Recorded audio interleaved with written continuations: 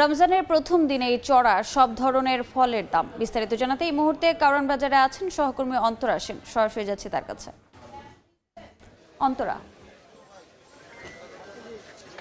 শুরু হয়েছে রমজান মাস আর সেই সঙ্গে কিন্তু চড়ে বসেছে রাজধানীর সবজির বাজার।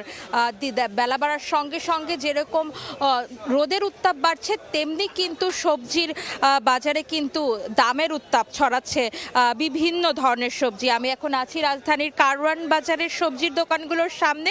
বেলা বাড়ার সঙ্গে সঙ্গে কিন্তু বাজারে ভিড় যেরকম বাড়ছে, সেরকম কিন্তু বাজারে কিন্তু বেচাকেনাও বাড়ছে। যেহেতু আজ প্রথম রোজা, তাই বাজারে সকালে বাজার একটু দেরি করে শুরু হয়েছে, তবে ক্রেতা সমাগম কিন্তু বেলা বাড়ার সঙ্গে সঙ্গে বেড়েই চলেছে। তবে একটাই অভিযোগ ক্রেতাদের, যে লেবু, শসা, বেগুনের দাম কিন্তু চড়ে বসেছে অনেক বেশি।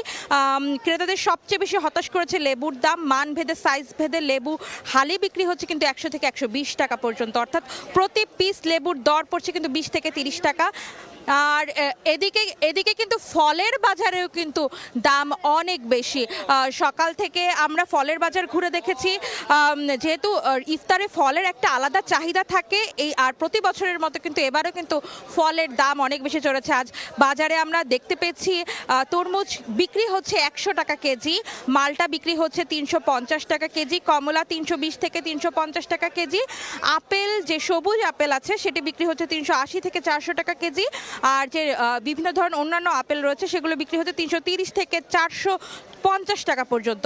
আনার বিক্রি হচ্ছে 650 টাকায়, আঙুর বিক্রি হচ্ছে 650 টাকায়, বেল 100 থেকে 120 টাকা পর্যন্ত প্রতি পিস বিক্রি হচ্ছে। ফলের বাজার যেরকম চড়া, তেমনি কিন্তু সবজির বাজারও চড়া। এ নিয়ে কিন্তু বেশ ক্ষুব্ধ ক্রেতারা। এই ছিল আমার কাছে বাজার পরিস্থিতির সর্বশেষ খবরাখবর।